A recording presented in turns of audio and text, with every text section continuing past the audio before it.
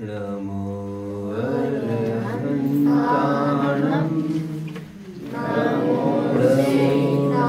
सिद्धाणं नमो आयर्याणं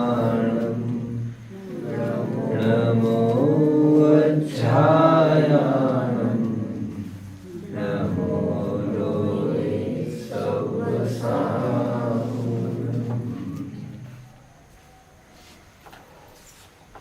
मोक्षार्थियों, आज सुबह हमने णमोकार में आए व्याकरण के पहलू को विचारा। एक विशेष बात नोट करनी है आपको। जो संयुक्त अक्षर होता है उसे ह्रस्व की ही मात्रा देखी जानी चाहिए, और इसीलिए आधा हुआ और पूरा हुआ, इसके लिए हमने ह्रस्व की ही मात्रा तय की थी। और धा, सिद्धा में आया धा, और वज्रायणम में आया झा। ये दीर्घ इसीलिए बनाए गए हैं क्योंकि ये स्वयं बड़ी मात्रा लिए हुए है, संयुक्त अक्षर है इसीलिए नहीं। इस विधि से 58 मात्राएं बनती है। ये सुबह की चर्चा का मैंने फिर से एक बार निष्कर्ष बताया। आओ आगे। आज एक ऊपर की चोटी की चढ़ाई करेंगे। More the opportunities of rising and more the possibilities of Fehling, falling down. जितने अवसर उपलब्धि के हुआ करते हैं, गिरने के और पतित होने के अवसर उतने ही खुल जाते हैं। लोक में देखते हैं जितना बड़ा पद है उतनी बड़ी जिम्मेदारी है। साधारण आदमी कुछ भी करे कोई मतलब नहीं है उससे। बड़ा आदमी थोड़ी सी भी कोई गलती करे बस तिल का ताड़ा बनने वाला है, तुम बचोगे नहीं। जितने अचीवमेंट के चांसेस है उतने ही ब्रेकडाउन के और डाउनफॉल के अवसर है। उच्चारण टू प्रोनाउंस, उच्चारण शुद्ध होना जरूरी है। हमारे ग्रंथों में सम्यक ज्ञान के 8 अंग कहे गए हैं। जब अवसर आएगा तब मैं इस पर 1-2 घंटे बात कर ही लूंगा। आज इतनी सी ही बात कि सम्यक ज्ञान के 8 अंगों में पहला अंग कहा गया है शब्दाचार, जिसे व्यंजनाचार भी कहते हैं। किसी भी शब्द का उच्चारण ठीक ठीक होना जरूरी है, अन्यथा कुंती का कुति होने में देर नहीं लगती है। अधीयताम का अंधीयताम होने में देर नहीं लगती है। बेचारा कुणाल अपनी आंखें फुड़वा दी, गलती से बिंदी लगाई थी किसी ने अधीयताम की जगह अंधीयताम, और उसको लगा मेरे पिताजी का संदेशा आया है अंधा हो जाओ, और वो अंधा ही हो गया कुणाल, अशोक का पुत्र। एनीवे, इसलिए व्याकरण की और शब्दों के उच्चारण की अपने आप में बहुत महत्ता है। सुबह सुबह दिखते भी है लोग रियाज करते हुए, और बच्चों को कहा जाता है सुबह सुबह पाठ का समय है, उच्चारण करना सीखना चाहिए। और आज तो मंत्र के उच्चारण की बात है, इसमें तो बिल्कुल गाफिलता चलने वाली नहीं है। और जगह कदाचित चल जाती है, यहाँ पर तो बिल्कुल नहीं चलेगी। एक बालक कॉलेज में पढ़ने चला गया। माँ बाप बचपन से, बच्चे गर्भ में आने से ही अपने आंखों में सपने डालते रहते हैं। उस सपनों की पूर्ति में रात दिन दौड़ते रहते हैं। पुण्य पाप के सभी नियमों को एक तरफ कर देते हैं। कौन? हमारे माँ बाप हमारे लिए दुनिया की लाचारी स्वीकार कर लेते हैं, गाली खा लेते हैं, चापलूसी करनी हो कर लेते हैं, गिड़गिड़ाना हो गिड़गिड़ाते हैं, कर्जा लेना हो वो भी करते हैं, घर पर आँच नहीं आने देते। बड़े अरमान थे पिताजी के, इन सब के बदले में पिताजी ने हाथ जोड़कर एक ही बेटे को कहा, उल्टी गंगा बह रही है, बेटे को कहा मेरे ये अरमान है कि तुम जाकर संस्कृत पढ़ो। ठीक है पिताजी। संस्कृत विद्यालय में गए, संस्कृत पढ़ने लग गए। 2 साल की विद्या अर्जन करने के बाद उसने सोचा कि पिताजी को एक चिट्ठी लिख दे आज संस्कृत में, तो मजा आ जाएगा। उसने चिट्ठी में उसे लिखना था, मैं दोस्तों के साथ रोजाना 1 बार भोजन करता हूं। संस्कृत में क्या होता है इसका? स्वभिहि सकृतम वारी भुंक्ते। राइट? स्वभिहि मेरे अपनों के साथ, स्वजनों के साथ, मेरे मित्रों के साथ, सकृतम वारी 1 बार, भूंगते भोजन करता हूं। लिखना यह था चिट्ठी में। उसने स की जगह श कर दिया। चिट्ठी में क्या लिखा उसने? स्वभिहि सकृतम वारी भूंगते। स की जगह क्या किया गौरव? श किया। उसका अर्थ क्या होता है बच्चों? मैं कुत्तों के साथ विष्टा खाता हूं। स की जगह श कर दिया। और अर्थ का अनर्थ देखिए कहां तक हुआ है। और ये कोई साधारण बात नहीं है। मंत्र के उच्चारण की मैं बात कहूंगा। आगामी 1-2 पीरियड्स में कुछ बहुत महत्वपूर्ण मैं सावधानियां भी आपको बताऊंगा। मंत्र जैसी चीज में तो गाफिलता बिल्कुल नहीं होनी चाहिए बोलने में। और मैं दावा करता हूं आप में से 1 जन भी ठीक से ऋणमुकार मंत्र नहीं बोल पाएगा। क्षमा करना, 1 हद्दू निकल जाए तो कोई बात नहीं है, मैं मुख्यता की बात कर रहा हूं। समंत आचार्य को 21वें श्लोक में रत्नकर्ण शावकाचार्य में यहां तक कहना पड़ा, नहीं मंत्रोक्षर न्यूनो निहंति विश्वेदनाम। यदि कोई मंत्रज्ञ मांत्रिक जहर उतारने वाला मंत्र जानता था, गया विषैले नाग के सामने जाकर बैठ गया और गारुड़ी मंत्र चालू किया। अब गारुड़ी मंत्र जैसे ही बोलने लग गया उसने 1 अक्षर कम कर दिया बोलने में। कितना? 1 अक्षर कम कर दिया। तो वो जो जहरीला नाग था ना, मंत्र बोल के दिखाओ क्या मैं आपको? वो जहरीला नाग था ना जो फुफकार रहा था, वो गारुड़ी मंत्र की ये ताकत थी कि वो मंत्र कहते ही वो नाग कीलित हो जाता है। मैं कल परसों ही कह रहा था आपको, वो ऐसा पड़ जाता है जैसे मर गया हो, लेकिन ऐसा नहीं हुआ। और उसके विपरीत होकर वो नाग ने सीधी छलांग लगाई गले पर उनके। अभी बचना तो बहुत ही मुश्किल था, आप समझ रहे होंगे। नहीं मंत्रोक्षर न्यूनो निहंति विषवेद नाम। यदि मंत्र में 1 भी अक्षर कम अथवा ज्यादा हो जाए तो विष का हनन करने में समर्थ नहीं है, वरन उसका घाटा ही हो जाएगा। कुछ सावधानियां मैं बताऊंगा। जो पहली सावधानी बहुत महत्वपूर्ण है, आपको सावधान रहना है। जब भी हम नमोकार मंत्र बोलते हैं, आपको न का प्रयोग नहीं करना है, आपको अण का प्रयोग करना है, अण का। कितने जन मुझे फॉलो कर रहे हैं? दो प्रकार के वैसे न कहे जाते हैं, वैसे न दो प्रकार के है नहीं।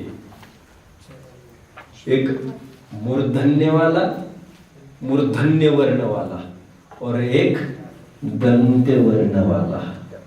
आप व्याकरण थोड़ा बहुत पढ़ते होंगे बच्चों। एक दंत्य वर्ण वाला न होता है, जिसमें जीभ की नोक, जीभ का टोक ऊपर के जॉ, ऊपर के आगे के दांत के नीचे लगाया जाता है, ऊपर को। कुछ समझ रहे हैं मेरी बात को? और न बोला जाता है जैसे न, जीभ का टोक ऊपर के जबड़े में दांत के एज को, दांत के बेस को जाकर लगता है। इसमें जीभ ज्यादा मुड़ने उड़ने का चांस नहीं है।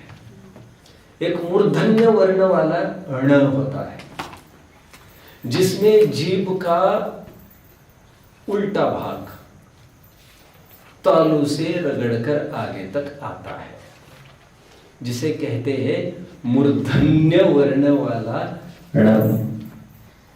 और आपको बोलते समय मूर्धन्य वर्ण वाला ण बोलना है। सावधानी पहली, आपको न नहीं बोलना है, आपको ण बोलना है, ण। वैसे एक जानकारी की बात आपको बता दूं मैं। बहुत साहित्य है हमारे पास प्राकृत का। जैसे कुछ ग्रंथ बता पाएंगे आप लोग? कोई बता पाएगा? समय सार, प्रवचन सार, पंचास्तिकाय संग्रह, अष्टपाहोड़, नियम सार, षटखंडागम तो है ही। ऐसे कई प्राकृत के ग्रंथ है, स्पेशली द्रव्य संग्रह। ये सभी ग्रंथ हमारे सामने हैं, ये प्राकृत भाषा के। इन हजारों गाथाओं में आप उठाकर देखिए, एक भी गाथा में आपको न ऐसा शब्द मिलेगा ही नहीं। प्राकृत में इस अक्षर का बहिष्कार है। प्राकृत में कभी भी न होता ही नहीं है। प्राकृत में ण होता है, ण। ण विहोदी अपमत्तो, णपमत्तो जाणगो दुजो भावो, जहण विसकमणज्जो अणज्ज भासं वीणादुगा हेतुम, आदाणाणपमाणं णाणं नेयमाणमुद्दिष्टम्, आदि आदि आदि आदि। मैंने 3 गाथों के नमूने आपको बता दिए। कोई भी गाथा उठा लीजिए आप, आपको ण ही मिलेगा। एक रूल आपको लिख लेना चाहिए, नो णः, नो णः वर्ण, जिसका सीधा अर्थ यह है, सॉरी, नो णः सर्वत्र। इसका अर्थ यह है, संस्कृत में जहां जहां न बताया गया है, प्राकृत में वहां वहां पर आंख मीच कर आपको क्या करना है? ण। कहां पर करना है? सर्वत्र। न जहां है वहां पर आपको ण करना है, बस। एक बात, मैं बहुत छोटा था तब मुझे वैसे बहुत ज्ञान तो नहीं था, कुछ भी ज्ञान नहीं था। मैं गाड़ी में से चल रहा था और एक बहुत बड़ी वास्तु थी, एक बिल्डिंग थी, और उस वास्तु पर किसी ने अपना धर्म प्रेम दिखाने के लिए नमोकार लिख दिया था। और लिखा कैसा था? न मो अरहंतारम, न मो सिद्धारम, दंत्य वर्ण वाला न पूरा। बाद में मुझे ये पता चला जब मैं धर्म मार्ग में आया, ये श्वेतांबर स्वीकृत नमोकार मंत्र है, क्योंकि अर्धमागधी प्राकृत में ही न स्वीकृत है। अर्धमागधी प्राकृत में श्वेतांबरों में आपको प्रायः न मिलेगा, हमारे भाषा में कहीं भी न नहीं मिलेगा। बट आपको बोलना ण ही है। क्यों सब न बोलने मात्र से क्या श्वेतांबर हो जाएंगे क्या हम? ऐसा कोई लोग मजाक करने लगते हैं। आपको थोड़ी मैं और एक बात बता दूं, ण को कहते ही मूर्धन्य वर्ण, और मूर्धन्य का अर्थ क्या होता है बच्चों? ज्ञानी, विद्वान। एनीवे, थोड़ी सी मैंने सर्च की तो मुझे पता चला श्वेतांबर साहित्य में भी जितने शब्द न दंत्य वर्ण वाले न से चालू होते हैं उससे 50 गुना, मैं अभी थोड़ा भूल रहा हूं उनकी डिक्शनरी के पेज नंबर्स, जब मैंने देखे थे लगभग मैं समझता हूं 4 से 5 पेजेस उनके शब्दकोश में न से चालू होने वाले शब्द है। तद विपरीत, ऑन द अदर हैंड, ण मूर्धन्य वर्ण वाले न से चालू होने वाले शब्दों में लगभग 70 से 80 पेजेस है उनके, लगभग 100 पेजेस। एक तरफ 4 पेजेस और एक तरफ 100 पेजेस से ज्यादा। मतलब उनके यहाँ पर भी न अधिक बार माना गया है। आपको मैं और थोड़ा सा बता दूं, आजकल श्वेतांबर भाई भी बहुलता से मूर्धन्य वर्ण का प्रयोग करने लग गए हैं। वे भी इस बात को मानते हैं कि वैज्ञानिक दृष्टि से मूर्धन्य वर्ण वाला न ही कहना चाहिए। अधिक समय को मैं नहीं लूंगा, मेरे पास काफी पुस्तकें हैं, जिसे कभी भाव होगा तो सैकड़ों पेजेस की मेरे पास पुस्तकें हैं, जो मैं अभी 1-2 लाइन में आपको बताने जा रहा हूँ। योग और प्राणायाम के एक्सपर्ट्स का ये मानना है, आप जितनी बार अण बोलते हो उतनी बार आप चार्ज्ड होते हो। क्या होते हो? चार्ज समझना, ऊर्जावान होते हो, क्योंकि उनकी यह मान्यता है अब जैसे ही न बोलते हो आज्ञा चक्र आपका एक्टिवेट हो जाता है। आज्ञा चक्र समझते हो? आज्ञा चक्र कई चक्र माने गए हैं, यहाँ पर आज्ञा चक्र माना गया है, और मस्तक का निचला भाग तालु माना गया है। तालु, उस तालु को रगड़ने से एक्टिवेट और स्टिमुलेट हो जाता है आपका आज्ञा चक्र, और आज्ञा चक्र को स्टिमुलेट करना मतलब ज्ञान प्रवाहित करना, ऐसा वे भी मानते हैं। अभी इतना ही। जिनको विशेष पढ़ना है, मैंने कभी इसके घंटों मैंने इसके पीरियड्स लिए हैं, अभी उसकी आवश्यकता नहीं है। इतना सब कहने का निष्कर्ष क्या है आप बताएंगे मुझे? बताएंगे?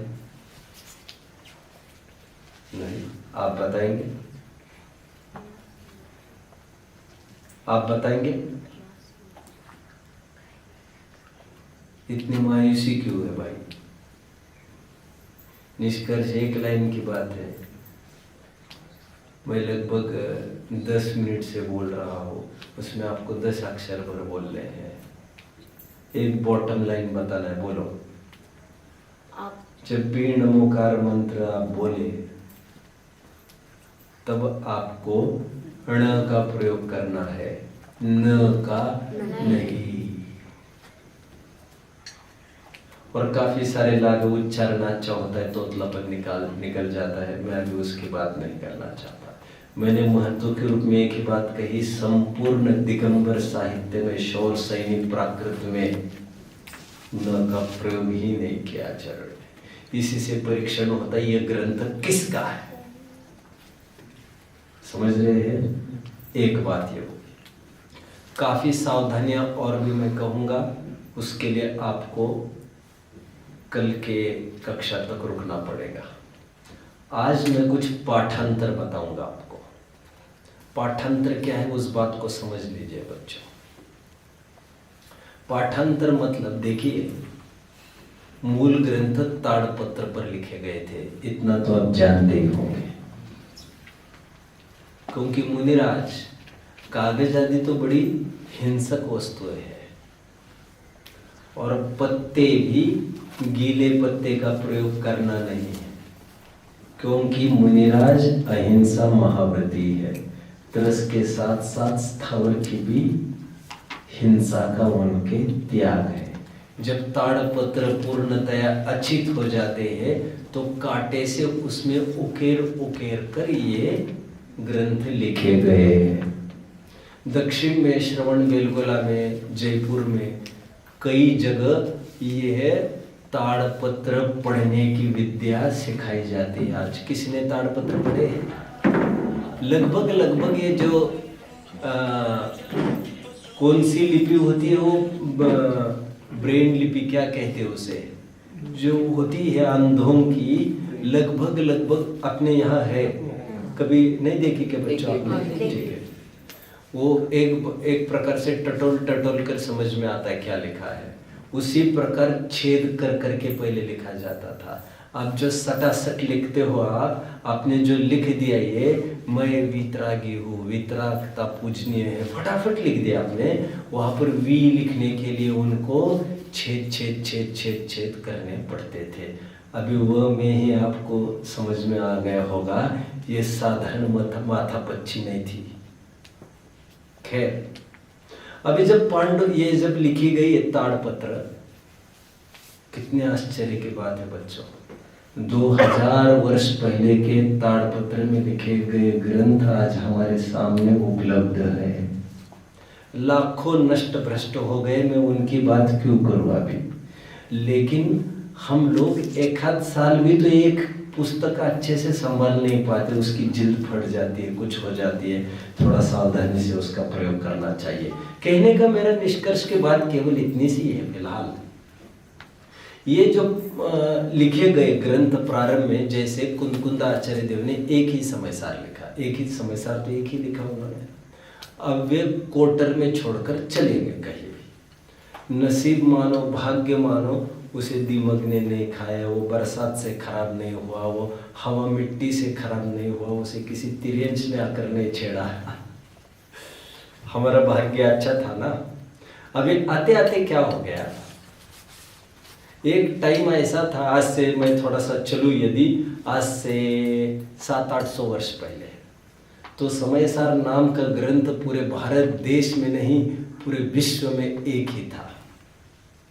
एक उदाहरण दे रहा हूँ मैं आपको, बहुत मैं परफेक्टली यदि मुझे बताना है तो मुझे ले जाना पड़ेगा आपको 1200 वर्ष पहले, तब मेरी बात सच्ची भी ठहर जाएगी। पूरे विश्व में कितने समयसार? एक। मतलब 800 वर्ष तक कुंदकुंद आचार्य देव का ग्रंथ सुरक्षित रहा। सुरक्षित रखना साधारण बात नहीं है 800 वर्ष तक के लिए। कैसे सुरक्षित रखे? देखो, तभी बरसे हुए रत्न एक भी सुरक्षित नहीं आज। क्यों घबराते हो आप?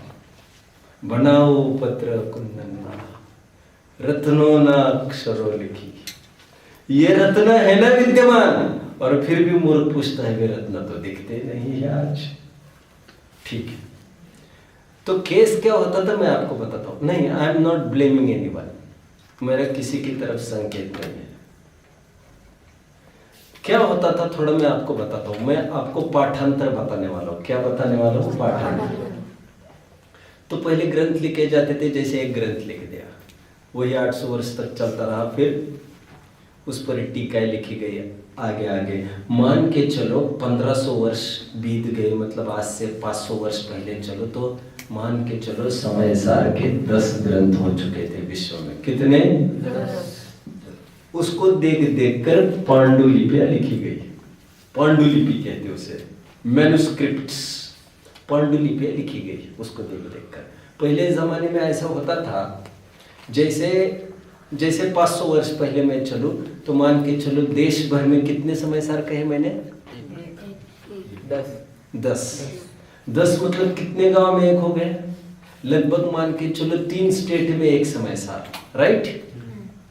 मान के चलो महाराष्ट्र में, कर्नाटक में, तमिलनाडु, इन 3 स्टेट में एक ही समयसार था।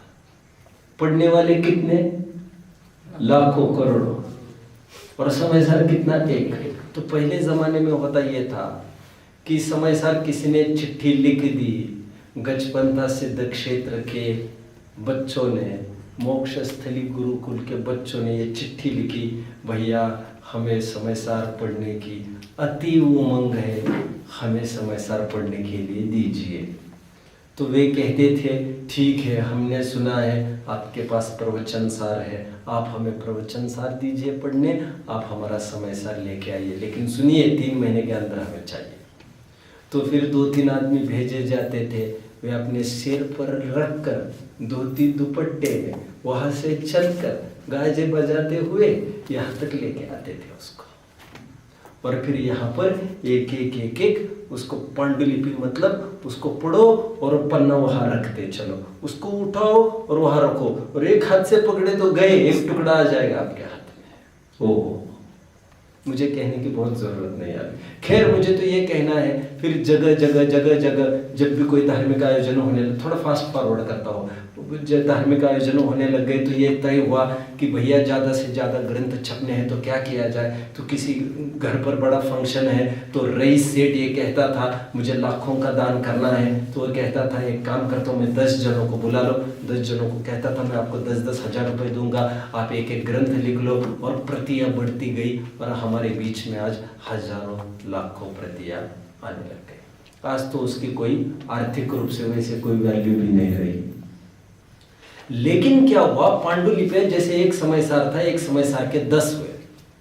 अभी 10 बनते समय किसी ने उसमें कुछ गलत कर दिया बात, अभी वो आगे बढ़ी चीज तो वो तो वैसे ही आगे बढ़ती गई, और लोगों के पास किसी के समय सार में ये लिखा है और किसी के समय सार में ये लिखा है, पाठ भेद होने लग गया, उसे कहते हैं पाठांतर।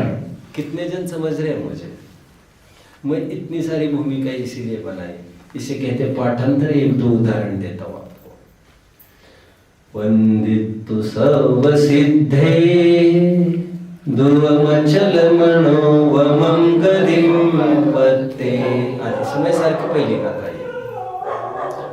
आप यदि गौर से देखेंगे कुछ समय सार ऐसे भी मिले हैं जिसकी गाथा क्या कह रही मालूम? वंदितु सर्व सिद्धे धुवमल मनो वमं गदिं पत्ते। फर्क समझ रहे हैं आप? अचल की जगह अमल शब्द मिल रहा है। अभी जयसेन स्वामी कह रहे हैं हमारे पास जो ग्रंथ है उसमें तो अमल ही लिखा है भैया। अभी ऐसे में निर्णय करना बहुत कठिन होता है, मूल ग्रंथ कौन सा है, अचल वाला कि अमल वाला, तो उसे पाठांतर कहकर स्वीकार किया जाता है, क्योंकि दोनों में कुछ भी फर्क नहीं पड़ता है। अचल भी है भगवान और अमल भी है भगवान। कितने जन मुझे फॉलो कर रहे हैं? 6 डालें कितने जन ने पढ़ी है? 6वीं डाल कितने जन ने पढ़ी है? ठीक है, पढ़ने का अभी टाइम आ गया है, अभी आप बच नहीं पाओगे। 6वीं डाल में अचौर्य महाव्रत का स्वरूप बताते समय यह कहा गया है, जल मृण हु बिना दियो गए। कितने जन ने ये लाइन पढ़ी है? नहीं, पढ़ा ही नहीं, आप तो कह रहे हैं।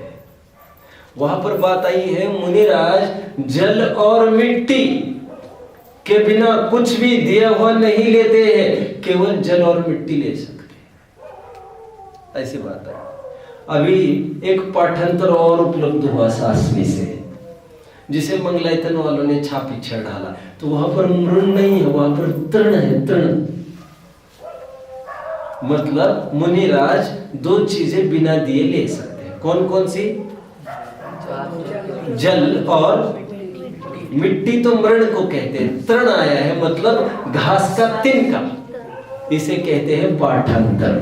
अब ये कोई दावा नहीं कर सकता कि दौलत राम जी ने तृण ही लिखा था कि मृण लिखा था, क्योंकि हमारे सामने 10 प्रकार के पाठांतर आज उपलब्ध है। अनेक राइटर उसको लिख लेते हैं, वे वैतनिक होते हैं, उनको थोड़ी पे मिलती है, और भूल चूक तो सबसे होती है, वो परंपरा से आगे बढ़ती जाती है। यहाँ तक मेरे साथ कितने बच्चे चल रहे हैं। नमोकार में आए हुए पाठांतर का कुछ मैं परिचय कराऊंगा। जैसे नमो अरहंतानम हम कहते, इसमें 3 पाठांतर उपलब्ध है। कहीं पर अरहंतानम मिलता है, कहीं अरिहंतानम मिलता है, और कहीं अरोहंतानम मिलता है। और मैं आपको बता दूं, तीनों जो पाठांतर है वे सभी सही है, इसमें से कुछ भी गलत नहीं है। मैंने एक पाठांतर कहा और षटखंडागम में अलग अलग स्थानों पर अलग अलग अपेक्षाएं आई है। अरहंतानम भी मिलता है, अरिहंतानम भी मिलता है, अरुहंतानम भी मिलता है, एक अकेले धवल में मिलता है। ये सब तीनों अलग अलग, इनका क्या अर्थ है वो भी जाते जाते देख लेते हैं। अरहंतानम कहते हैं, उसका रहस्य ये है कि अरहंतानम, अरहंत यह शब्द अरहत से बना, अरहत ह पर रेफ, और अरहत का अर्थ होता है पूज्य। वे पूज्यता को प्राप्त हुए हैं, इस प्रकार सर्व ओर से पूजने योग्य ऐसे अरहंत भगवान, अरहंत परमेष्ठी, उनको हमने नमस्कार किया। टोडरमल जी के लाइन मैंने बोल के दिखाई, सर्व ओर से पूजने योग्य, अरहत मतलब पूजनीय, और वे पूजनीय है केवली भगवान, इसलिए उनको अरहंत कहा जाता है। दूसरा पाठांतर मिलता है अरिहंत। अरि का मतलब होता है शत्रु, हंत का मतलब होता है हनन करने वाला। कुछ लोग ये कहते हैं जैनियों में मारने काटने की भाषा अच्छी नहीं है। जैनी इस कदर के अहिंसक है कि हिंसक भाषा भी नहीं बोलते। बहुत प्रसिद्ध बात आप लोगों ने सुनी होगी, जब ब कैसे लिखना पढ़ाया जाता है, क्या कहा? ब। तो एक साधारण आदमी होगा जैनेतर, तो वो ये कहता है पढ़ाते समय, क्या कहता है? वो का पेट फाड़ डालो तो ब बन जाता है। क्या कहता है वो का पेट फाड़ डालो तो ब बन जाता है। जैनी ऐसी भाषा नहीं करता। जैनी कहता है वो का पेट भरो तो ब हो जाता है। भाषा विज्ञान समझ में आता है। वही चीज रखने आपको अच्छे से रख सकते हैं कि नहीं रख सकते? आप जानते हैं, कल भी आप में से कोई कह रहा था, शायद 8वीं का ही कोई बालक कह रहा था, मुनिराज यदि आहार करने के लिए आए और उनके कान में इतने भी शब्द पड़ गए, क्या? मारो, काटो, बस अंजलि छूट जाती है, वे निकल लेते हैं अपने ठिकाने। वे शब्द भी उनको अंतराय कर जाते हैं, मार काट के शब्द भी उनको बर्दाश्त नहीं है। चलो आप मुझे बताओ बच्चों, हमारे यहां यदि लौकी की सब्जी बननी है तो घर पर केवल 8वीं वाले बच्चे बोलेंगे, तो घर पर माताएं बहनें क्या कहती है? लौकी को अरे फिर घर पर अच्छा नहीं बोला जाता है। अभी आपको जाकर घर पर अच्छी शिक्षा देनी है। लोग कहते हैं जमाना बदल गया है, मैं कहता हूं जी हाँ, जमाना वास्तव में बदल गया है। पहले माँ बाप बच्चों को संस्कारित करते थे, अभी हमारे बच्चे जब आपके घर आएंगे तब आपको भी संस्कारित करेंगे। जरूर जमाना तो बदल गया है। जो काम माँ बाप को करना चाहिए था, आज बच्चे माँ बाप को बताएंगे मम्मी लौकी को काटो नहीं कहा जाता, क्या कहते हैं अपने में? लौकी को सुधारो। भाषा में ऐसे कुछ लोग तर्क देकर ये कहते हैं अरिहंत नहीं बोलना चाहिए, क्योंकि अरिहंत में हनन की बात आई है। हंत है ना, हंत शत्रुओं का नाश। लेकिन पर्सोनिफिकेशन में, अलंकारिक भाषा में यह भी चलता है, फल आशय का मिलता है, अरि का अर्थ किया गया है शत्रु, और घाती कर्म हमारे शत्रु है। घाती कर्म कौन कौन से है? ज्ञानावरण, दर्शनावरण, मोहनीय, अंतराय। कौन कौन से बच्चों कोई बोलेगा? 8वीं वाला। ज्ञानावरण, दर्शनावरण, मोहनीय, अंतराय, ये 4 घाती कर्म है। घाती कर्म का नाश किया है। घाती कर्म हमारे शत्रु है। रिपु 4 मेरे मग में, जंजीर डाले पग में, ठाड़े है मोक्ष मग में, तकरार मोस उठानी।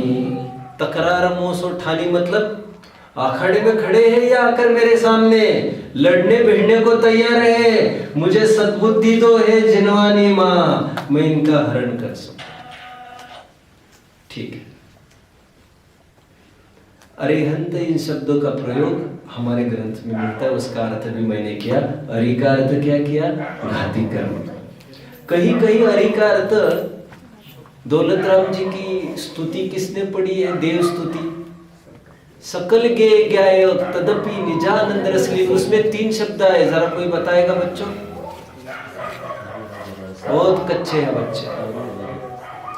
ऐसा नहीं चलेगा बच्चों, ऐसा नहीं चलेगा, ऐसा नहीं चलेगा। बोलो। अरि रज रस मिलित। अरि रज रहस, उसका अर्थ कौन बताएगा? अरि का अर्थ उस प्रसंग में किया गया है मोहनीय। रज का अर्थ किया है ज्ञानावरण और दर्शनावरण, और रहस्य का अर्थ किया है अंतराय। खैर आगे, ये भी धवल के शब्द है। अरि रज रहस्य। तीसरा पाठांतर मिलता है अरुहंत। ये आपने शायद ही कभी सुना होगा। मतलब एग्जाम में तीनों में से आप कुछ भी लिखेंगे तो कोई गलत नहीं दे सकेगा। अरुहंत ये कम प्रचलित है। अरुहंत का क्या अर्थ है बता देता हूं मैं। रूह, रूह मतलब होता है, उर्दू भाषा में भी रूह मतलब आत्मा को कहते हैं। आत्मा। रूह का अर्थ होता है जन्म। जन्म जन्म आदि 18 दोषों से रहित कहना हो तो कहा जाता है अरुहंत। पाठांतर एक हुआ बच्चों। दूसरे पाठांतर की तरफ बढ़ते हैं। आयरियाणम का पाठांतर है आ इरियाणम। कुछ भी चलेगा बोलेंगे तो। हमारे पास परंपरा से दोनों शब्द, दोनों अक्षर पढ़ने को मिलते हैं। ई की मात्रा छोटी होगी जिससे पढ़ने में कुछ फर्क ही नहीं होगा। आ एरियानम भी चलेगा, आ इरियानम भी चलेगा। पाठांतर नंबर 3। एसो पंच नमो यारो। नमोकार के महिमा की चर्चा शायद मैं कल चालू करूं। देखते हैं, कल शायद मैं चालू करूंगा महिमा। नमो यारो भी चलेगा। और आपने एक बात सुनी होगी, नमोकारो। एसो पंच नमोकारो। ये दोनों शब्द पढ़ने में, वैसे बहुलता से दिगंबरों में नमो यारो प्रचलित है, नमोकारो श्वेतांबर में प्रचलित है, ऐसा कहते हैं। बट अष्टपहुड़ के मंगलाचरण यदि किसी ने पढ़ा होगा, वहां पर नमोकारो, वहां पर क को क जोड़कर बात किया। ककार का प्रयोग है वहां पर, य का प्रयोग नहीं है। तो कुछ भी चलेगा। नमो यारो और नमोकारो। पाठांतर कितने हो गए बच्चों? कितने हो गए? 3। चौथा पाठांतर, एसो पंच नमो यारो सौव पावपणासनो मंगलाणं च सौवेसिं पढ़मं पढ़मं। सुनिए, होई मंगलम, हवई मंगलम, होदी मंगलम, होई ई मंगलम। ये चारों पाठांतर स्वीकृत है। अब जो लिखेंगे चल जाएगा, लेकिन दी लिखेंगे तो छोटी लिखनी पड़ेगी, ई लिखेंगे तो छोटी लिखनी पड़ेगी, तभी तो मात्रा समान होगी। ये 4 प्रकार के पाठांतर हमारे ग्रंथों में देखने को मिलते हैं। अब जो चलेंगे, कुछ भी चल सकता है, एग्जाम में कुछ भी लिखेंगे आपका सही माना जाएगा। अभी थोड़ी विशेष कुछ चर्चा करता हूं। कुछ मिलते जुलते कुछ बातें मिलती है जिनवाणी में, उसको भी थोड़ा शेयर करता हूं आपके साथ। कुंद आचार्य देव ने प्रवचन सार के मंगलाचरण में शायद चौथी गाथा है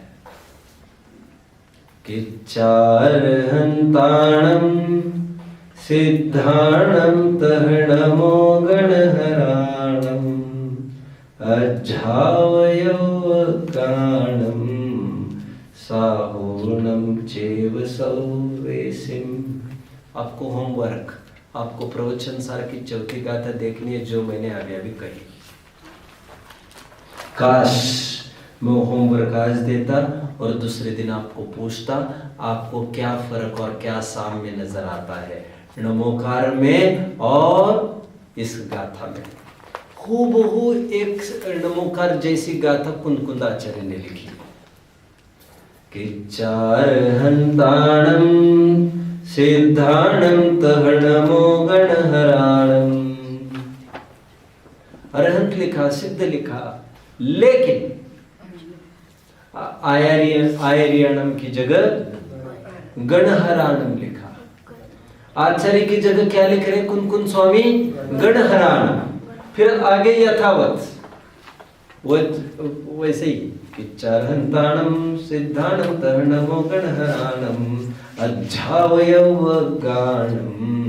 इसका भी सुन लो, क्या लिखा? अज्झावयवगाणम।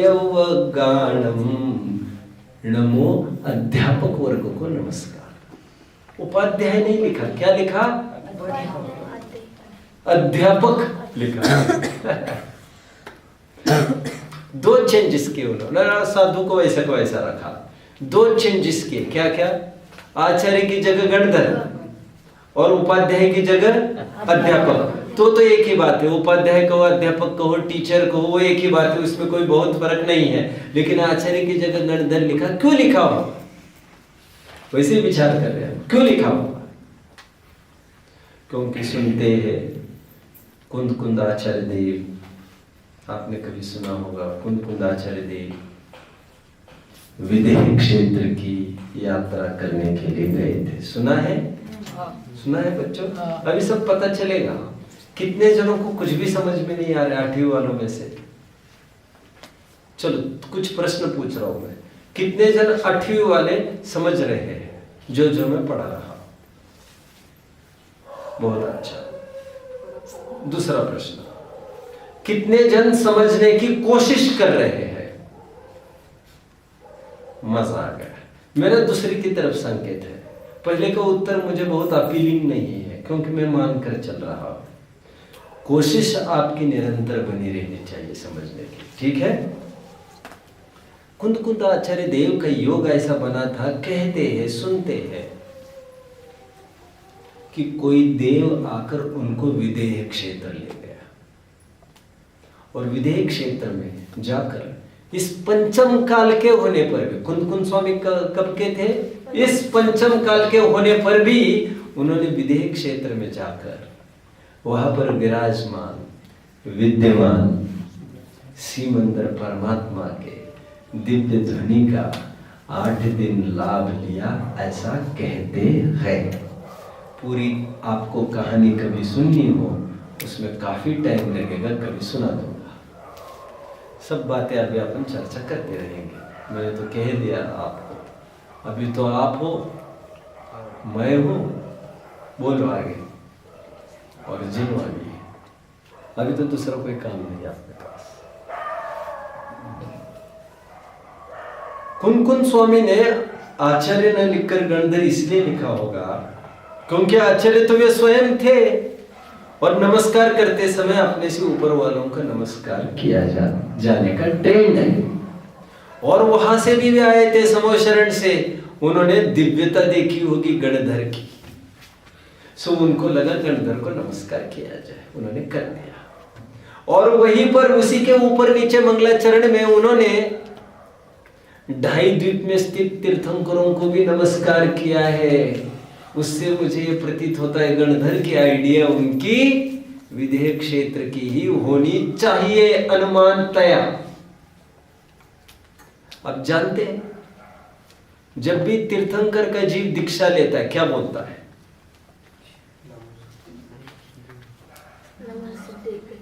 आपको पूछा है मैंने? जल्दबाजी नहीं करना उत्तर देने की। हाथ ऊपर चाहिए, हाथ ऊपर करना। क्यों मालूम आपको? क्योंकि जब तक आप उत्तर नहीं देते तब तक बाकी के जनों को सोचने का थोड़ा अवसर मिलता है।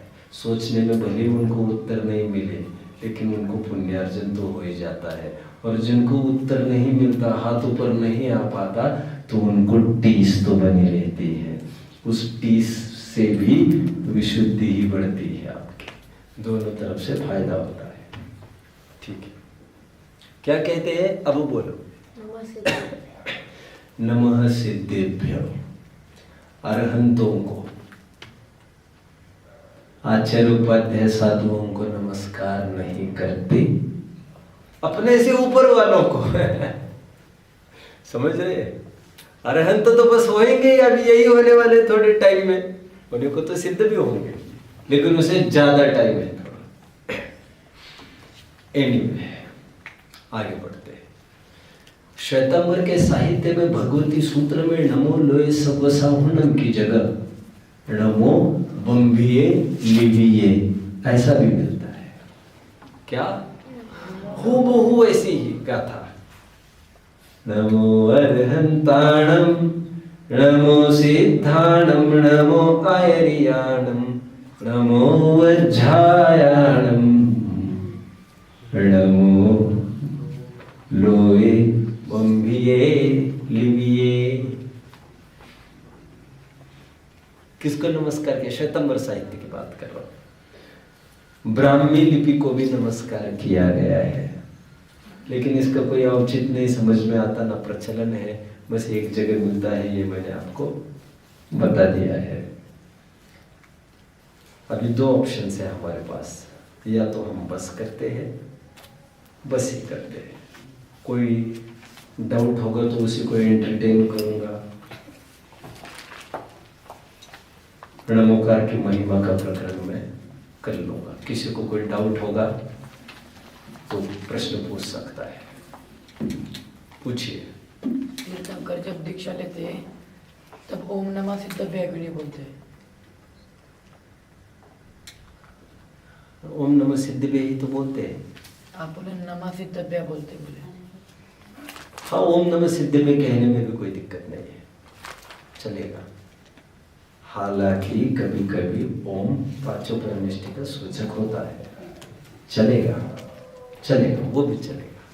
ठीक है, चलिए और पूछिए। किसी को कोई डाउट? पूछिए बच्चों, पूछिए पूछिए, नहीं तो मैं एक अच्छी चीज बताऊंगा फिर आपको। वैसे पूछिए आप। बोल। चार घातियों के नाम। चार घाती कर्म। घाती कर्म का क्या नाम है बेटा इंग्लिश में? घाती को क्या कहते हैं? Obscuring, I think. Obscuring, okay okay okay. Obscuring कर्म, घाती कर्म। देखो, ये घाती कर्म क्या है थोड़ा शॉर्ट में बताओ। ये जीव के अनुजीवी गुणों का घात करते हैं, देयरफॉर घाती कर्म। ये चार है: ज्ञानावरण, दर्शनावरण, मोहनीय और अंतराय। चलिए, और कोई प्रश्न? और बचे हुए जो चार कर्म है ना, उन्हें अघाती कर्म कहते हैं, जिनका सिद्धावस्था में ही अभाव होता है, अरहंतावस्था के भी सद्भाव पाया जाता है उनका। और कोई प्रश्न हो तो पूछिए बच्चों। और भी किन्हीं साधक साधिकाओं को कोई प्रश्न हो तो पूछ सकते हैं। किसी को कोई प्रश्न? तीर्थंकर राजकुमार हो गए समझ लो, तो वो अन्य इसको नमस्कार करते। तीर्थंकर जब राजकुमार होते हैं ना बच्चों, तीर्थंकर का जीव अपने जीवन में कभी भी किसी को नमस्कार नहीं करते हैं। उनके सामने कभी भी कोई मुनि आता ही नहीं है। केवल 24 तीर्थंकरों में से मल्लीनाथ के काल की स्थिति का वर्णन करते समय एक बात आई है। 19 तीर्थंकरों के काल में ऐसा कोई प्रसंग नहीं आया कि तीर्थंकर के सामने, तीर्थंकर मतलब समझ में आ रहा है ना, पोटेंशियल तीर्थंकर, अबाउट टू बिकम तीर्थंकर, बाल तीर्थंकर, अभी अरहंत हुए नहीं है, अभी उपचार से उनको तीर्थंकर के है। तीर्थंकर को और मुनियों का उस बच्चे का, तीर्थंकर मतलब उस बालक का मुनि पे आमना सामना कभी भी नहीं होता। केवल मल्लीनाथ पुराण में यह आया है कि मल्लीनाथ एक जगह जंगल में गए। मल्लीनाथ मतलब बालक एक जन गए तो उनके 4-5 संगाती थे। वे आगे बढ़े और आगे बढ़कर थोड़े अंतराल पर उनको मुनि दिखे। उन्होंने दर्शन वगैरह जो भी किया। वे कहीं जाने का कोई उल्लेख नहीं है। और तीर्थंकरों के जीवन में तो ये भी कोई प्रसंग नहीं है। मुनियों को नमस्कार करने से रहे। मुनि उनके सामने आते ही नहीं है। माता पिता को एक मिनट यदि मुनि उनके सामने आते तो क्या होता बताइए सारा मुझे। यदि मुनियों का और बालक तीर्थंकर का सामना होता तो क्या होता? तो फिर उनको नमन करना पड़ता। But being the supreme power, about to be the supreme power on this earth, अर्थ मतलब अपनी विशिष्ट कर्मभूमि की बात कर, जो होने वाले सर्वे सर्वा है, वे किसी के सामने झुक जाए, ये थोड़ी बात खटकती है। और उनकी लीडरशिप में, उनकी सुपेरियरिटी में थोड़ी कचास आ जाती है और चंद्रमा पर दाग नहीं चाहिए हमें। तीर्थंकर का पुण्य सबसे बढ़कर बताया गया है। सबसे उत्कृष्ट पुण्य की प्रकृति 148 प्रकृतियों में भी तीर्थंकर प्रकृति कही गई। तो वे किसी के सामने झुके, ये मजे की बात नहीं। लोक में प्रभाव नहीं बनता, लोक में वो बात नहीं बनती, समझ रहे हैं। और लोक में भी इसका क्रेज होता है। ये किसी के सामने झुकते नहीं, क्रेज होता है उसका। और एक बात, तीर्थंकर कभी भी अपने जीवन में किसी जिन मंदिर भी नहीं जाते, देव दर्शन भी नहीं करते, क्योंकि वे ये जानते हैं ये स्थापना निक्षेप है। मैं द्रव्य निक्षेप हूं, आज न कल मेरा टाइम आएगा, लेकिन इसका टाइम नहीं आएगा। कितने जन समझ रहे हैं? अभी द्रव्य निक्षेप किया, स्थापना निक्षेप किया, फिर कभी 1.5 साल रुकना पड़ेगा इसके लिए। ठीक है, और कोई प्रश्न हो तो पूछिए। इस विधि से कभी भी बालक तीर्थंकर भी किसी के सामने नहीं झुकते। चलो, और कोई डाउट? बस करते हैं, कल देखेंगे। हाँ, एक प्रश्न रह गया। आपका प्रश्न था माता पिता के सामने झुकते हैं कि नहीं। वैसे हमारे ग्रंथों में ना बच्चों, माता पिता के सामने झुकने का, उनके पैर छूने का ऐसा कोई विधि विधान देखने में नहीं है। मैं तीर्थंकरों की बात नहीं कर रहा हूं, किसी की भी। समझ रहे मेरी बात को? हमारे यहाँ सच पूछो तो ना, एक जय जिनेन्द्र के अभिवादन का ट्रेंड है। ये पैर छूने का, झुकने का प्रचलन कब से चालू हुआ ये मैं कह नहीं सकता, बिल्कुल ठीक नहीं है ये मैं नहीं कह रहा हूँ, लेकिन ग्रंथों में इसके बारे में कोई उल्लेख नहीं मिलता है। लेकिन यदि हम ये मानकर चले माता पिता के सामने भी नहीं झुके थे तब भी कोई बहुत दिक्कत नहीं है, और झुके मानो तब भी ऐसी भी कोई बहुत बड़ी दिक्कत नहीं है, क्योंकि सभी जन जानते हैं ये होने वाले तीर्थंकर है, माता पिता भी उनके जानते हैं, ठीक है। और माँ पिता का उनके ऊपर वैसे कोई कर्जा नहीं है, ज़्यादा मतलब जन्म दिया इतना तो कर्जा है ही, लेकिन बाकी कर्जा क्यों नहीं है मैं कह रहा हूँ, क्योंकि सब फॉरेन गुड्स उनको सर्व किए जाते हैं। घर का कोई माल ना वे खाते हैं, ना पीते हैं, ना पहनते हैं, ना ओढ़ते हैं, ना कुछ करते हैं, सब उनका फॉरेन से माल आ जाता है। फॉरेन से मतलब देवगन पूरी उनकी व्यवस्था करते हैं, समझ रहे, उनको कुछ भी नहीं करना पड़ता, घर वालों को उनके लिए कुछ नहीं करना पड़ता।